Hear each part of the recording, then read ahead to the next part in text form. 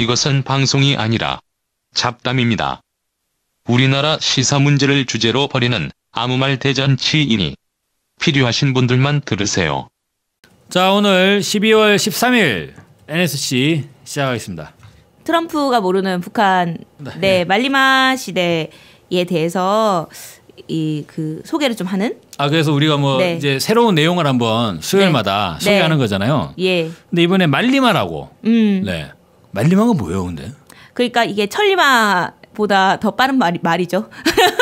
천리마는 이제 얘기를 들어봤는데. 네, 천리를 하루에 달리는 말이죠. 네, 네. 그게 천리마고. 하루빨리 천리는. 네, 근데 하루에 말리를 달리는 말이 말리마죠. 말리. 네. 내년에 이제 10만 마리 말아.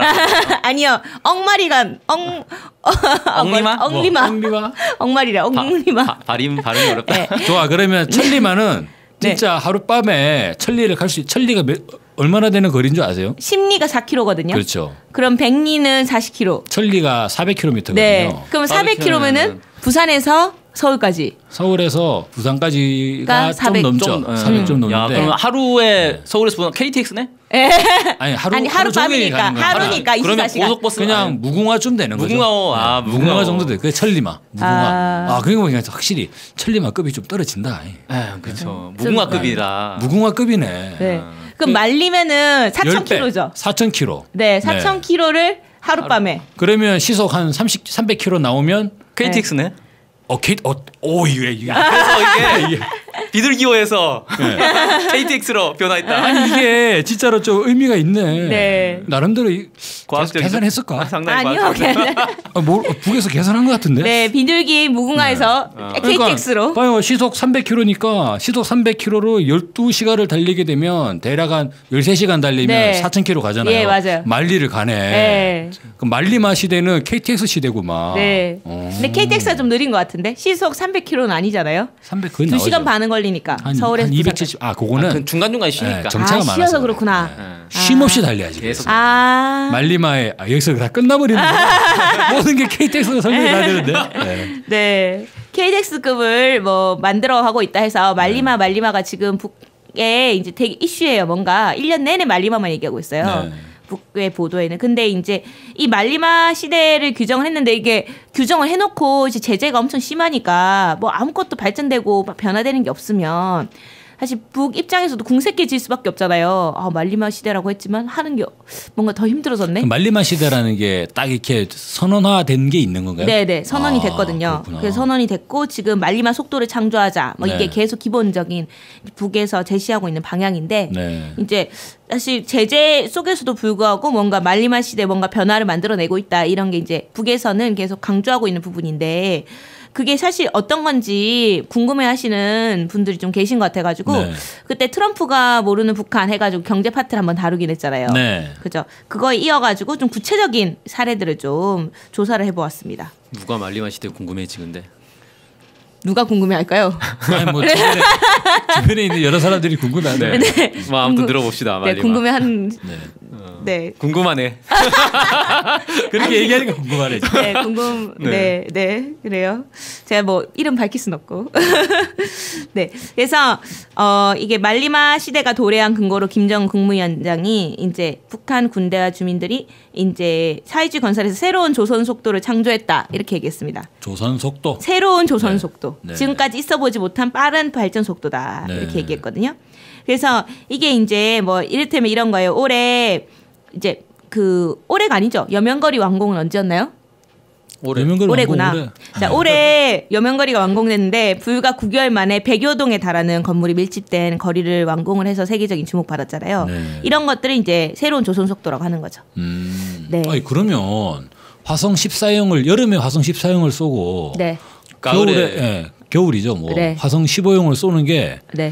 새로 개발해서 쏜 거일 수도 있겠네. 예. 뭐 북에서는 뭐 그렇게 발표한 적은 없지만 아니 근데 지금 뭐 남쪽에서 보면 이제 주로 이거 말이 되냐? 맞아요. 미리 다 만들어 놓은 거다라고 네. 이제 판단하는데. 네. 그리고 뭐 이런 얘기도 하더라고요. 뭐 1팀이 있고 2팀이 있고 3팀이 있고 뭐 개발팀이 따로 있어가지고. 네. 그거는 뭐 우리 NSC에서도 네. 그렇게 볼 수도 있고. 네. 그래서 새로운 조선 속도라는 표현이 처음 시작된 게 2014년도에 1월 8일 수선사업소라는 데를 현지 지도했을 때부터거든요.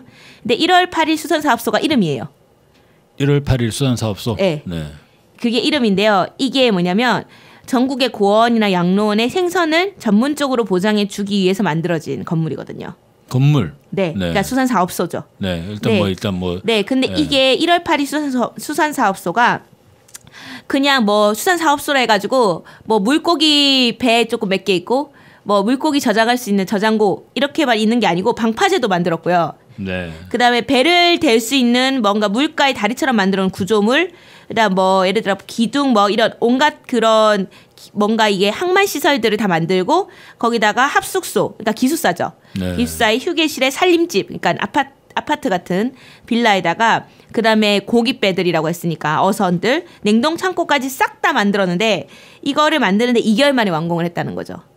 2개월 만에? 네. 그래서 이걸 보고 이것도 부두도 1호가 있고 2호가 있고 방파제 있고 따로 다 있는 거란 말이에요. 그래서 이걸 보고 김정 국무위원장이 놀라운 기적이라고 하면서 지금까지 있어보지 못한 건설 속도다. 이렇게 주장을 하면서 새로운 조선 속도가 창조됐다. 이렇게 선언한 정말 거예요.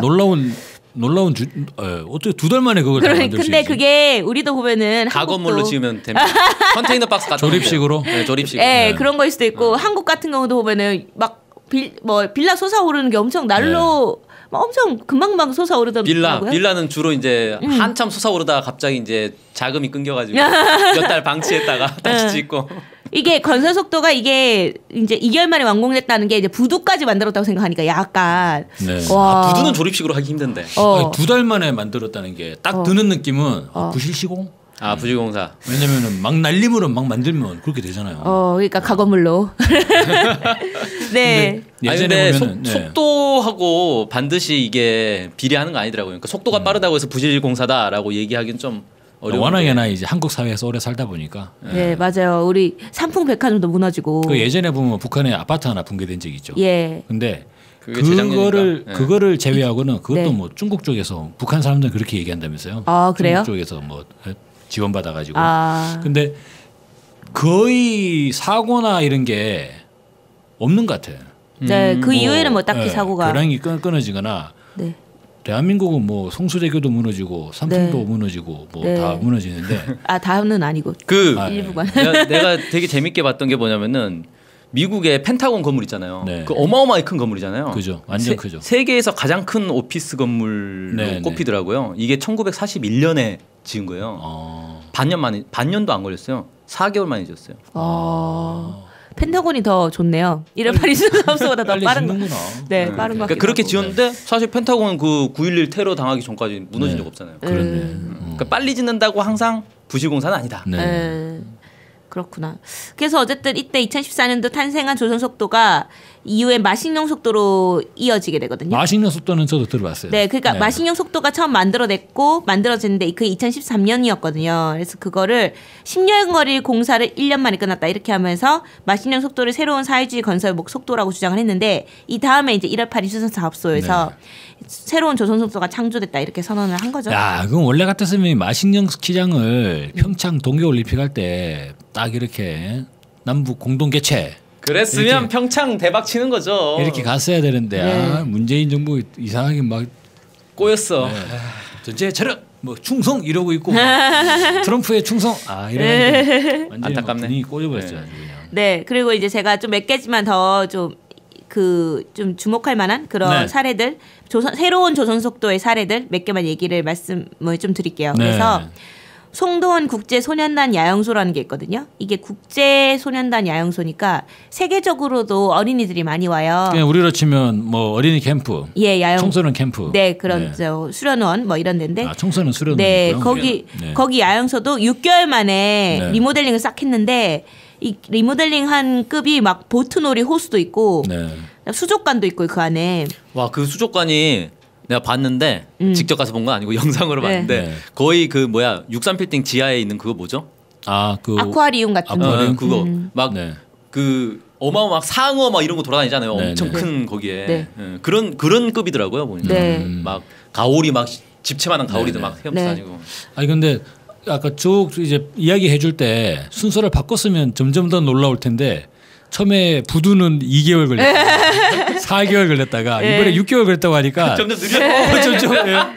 좀 규모가 점점 커지니까. 규모가 더 커지는 거겠죠. 예. 그죠. 이거는 뭐 호수까지 만들었으니까 거의 토목공사까지 해서. 네, 그래서 인공 잔디, 뭐 축구장, 뭐 이런 거 기본에 실내외 수영장도 막 수영장도 거의 그런 느낌이에요. 능라 그 도에 만들어진 수영장 있죠. 능라도에 문수물놀이장.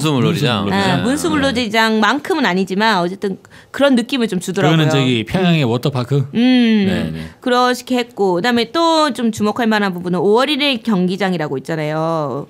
세계에서 가장 큰. 네, 이것도 이름 자체가 5월 1일 경기장이에요. 네. 그래서 이것도 10개월 정도 만에 세계에서 가장 큰 규모의 경기장을 리모델링을 싹 해가지고. 트랙도 다 하고 예비 뭐 운동실에 뭐 온갖 시설들을 다 갖춘 거를 불과 10개월 만에 싹 리모델링을 하고 거기 관중석이 한 10만 명이 넘죠. 수용되는 게. 네, 이게 총 보니까 15만 명. 15만 명? 네. 미국의 최대 경기장 미시간 스타디움이 11만 명 수용이라고 하더라고요. 11만 명. 네. 대략 10만 대는 되는 것 같더라고요. 예. 그 유럽에서 막 유럽 리그 축구 경기 하는 거 있잖아요. 네. 거기 엄청 큰 구장도 한 10만 단위 되는 것 같은데. 미국 경기장보다 근데 이게 더 유리하지 않을까? 미국인들은 좀 등치가 있으니까 의자도 커야 될 거 아니에요. 네. 근데 아마 똑같을 거예요. 그런가? 똑같은 의자인가? 아니야. 제 생각에 좀 크기가 클 것 같아요. 아니 근데 비행기 보면 이코노미 클래스 다 똑같지 뭐. 그래서 2자리 예약하지 않나요? 미국인들은 2자리? 네, 덩치가 있는 분은. 그리고 또 막 그때 이제 했던 게 새로운 지하철 모델을 3개월 만에 딱 뚝딱뚝딱 만들어가지고. 이제 좀 줄어들었네 이제. 네, 주목을 받은 적 있고 그 외에도 뭐 미래과학자 거리나 과학기술 전당이나 려원거리나 뭐 이런 것들을 1년 안에 그냥 거리를 만들어 버리고 막 이렇게 하니까. 근데 이것만 한 게 아니고. 이게 이제 평양만 이렇게 한 게 아니고 전국의 각지의 많은 공장들이 계속 리모델링 됐었거든요. 그래서 막 삼천 매기 공장, 그다음 사리온 대성 타월 공장, 그다음 뭐 민들 학습 공장 뭐 이런 등등의 곳곳에 이런 장천 협동 농장 뭐 이런 식으로 곳곳의 지역에 뭐 고아원도 새롭게 만들고 초등학원, 중등학원 이런 것도 새롭게 만들면서 뭔가 건설 분야에서 뭔가 말리마 시대로 규정한 최근에 3, 4년 동안 뭐 일정 정도의 뭔가 성과가 있었다. 그래서 이것이 제재에도 불구하고 우리는 발전하고 있다라는 보여주는. 자, 그러면 그 원인은 어디 있을까요?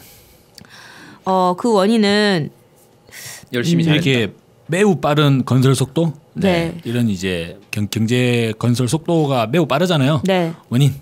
근데 그러니까 이런 건물을 지으려면 사람들이 많이 달라붙어 가지고 열심히 일하면 되는 측면도 있는데 사실 건물이라는 게 뭐 흙 퍼가지고 쌓는다고 건물이 되는 건 아니고 자재들이 특히 대형 빌딩이나 이런 것들은 자재가 되게 많이 필요할 것 같거든요. 자재가 원만히 보장되는 게 필요하다. 네. 그 자재가 어디서 났을까? 네. 그것도 사실 신기한 거죠. 이 건설 자재들이 매우 원활하게 유통이 그러니까 원활한 흐름을 가져야 된다는 거죠. 그렇죠. 네. 그리고 건설하는 이제 시공하는 전체 그 로드맵이 완전하게 잘 짜여지면은 가능할 것 같아요. 왜냐면은 그런 거 있잖아요. 왜? 그 다음 공정으로 들어가야 되는데 이를테면 뭐 이제 시멘트 몰타를 쏟아붓고 나서 거푸집 떼내잖아요. 거푸집을 철거하는데 시간이 걸리는 거야. 그러면 그동안 타일 붙이는 팀들은 기다리고 있는 거지. 그러다가 이를테면 각 공정 스텝이 원만하게 돌아가지 않으면 거기서 중간중간 비는 시간이 생기거든요. 맞아요. 그리고 아까 말씀하신 것처럼 또 남쪽에서는 납품 단가라든가 납품 기일, 후려치기. 뭔가 계약 조건이 안 맞으면 잠깐만 아직 돈 안 들어왔어 이래가지고 배째고 기다리다가 중간에 배째버리거든 그냥. 그래서 우리 집이 지금 1년째 안 지어지고 있어요. 그러고 있습니까? 네. 뭐 일단 그런 문제들이 발생하는데 이를테면 여러 건축 요소들의 이런 원활한 흐름이 기본적으로 보장이 되면 이를테면 그 미국의 펜타곤도 얼마나 미국이 잘 나갈 때 지은 거예요. 여기저기 많으니까 참 잘 나갈 때잖아요. 막 갖다 다 쏟아부으면 이제 빨리 짓는 것처럼 저는 그게 하나 원인이 아닐까 싶네요. 그래서 이게 뭐냐면 다 보면은 모든 이런 말리마 시대의 뭐 성과다 이렇게 규정하는 건축물들이 전부 다 보면은 김정은 위원장이 거의 다 발기한 거란 말이죠. 네. 그래 전폭적으로 지원해주겠다. 네. 뭐 이런 식으로 하고 그다음에 현지 지도도 많이 가고 네. 호소문도 내고 그렇게 했던 건설 대상들이 전부 다 최단기간에 만들어지는. 그래서 그런 것들을 또 홍보를 하고 북에서는. 그리고 또 하나는 그런 것도 있어요. 이를테면 대규모 건설로 치면 이게 설계하는 데 시간이 또 꽤 걸리잖아요. 설계는 어떻게 했대요? 아마 설계 전문 팀들이 있나 보죠. 네, 그래서 거기 이제 특이한 게 이제 평양에 그런 건축 대학 있잖아요. 건축 대학이 엄청 위상이 높아졌다고 해야 되나요? 거기에 이제 그때 김정은 위원장이 거기를 현지 지도를 했었을 때 이제 뭐라고 했냐면 내가 여기 명예총장을 하겠다 이런 식으로 얘기를 하면서 엄청 부각이 됐었거든요. 네. 그래서 그런 것처럼 전국 각지에 그런 건축 사업소라든가 건축 대학들에 대한 지원이나 이런 것들이 많이 이루어지고 있더라고요. 여러 가지 건축 공법이라든가. 예. 그래서 막 그런 게 별 희한한 건물들의 건축 공법들이 거기서 연구가 되고 그게 도입이 된 게 이제 여명거리더라. 네. 되게 엄청 희한한 건물들이 많지 않나요? 그래서 저는 의외로 이게 예를 들면 공사를 시공해가지고 이제 실제로 건물에 들어설 때까지 보면 네. 설계하는데 시간이 좀 걸리더라고요. 근데 이제 그런 게 설계 시간을 단축하려 보면 이전의 설계를 뺏겨가지고 그대로 지으면 되잖아요. 네. 근데 그러면 다들 이제 또 판에 박힌 그러니까. 그런 건물에 형상이 되는데 북한이 최근에 짓는 건물들 보면 다 특이하죠. 네, 좀 나름대로 다 독특한 면들이 있어가지고 네. 그게 저는 그게 좀 약간 신기하더라고요. 네. 자 오늘 이렇게 말리마 시대. 네. 우리식으로 표현하면 우리식이라고 하니까 남쪽식으로 표현하면 KTX 시대. 네. 말리마 시대 이야기 들어봤습니다. 오늘 NCC 이렇게 마치겠습니다. 와.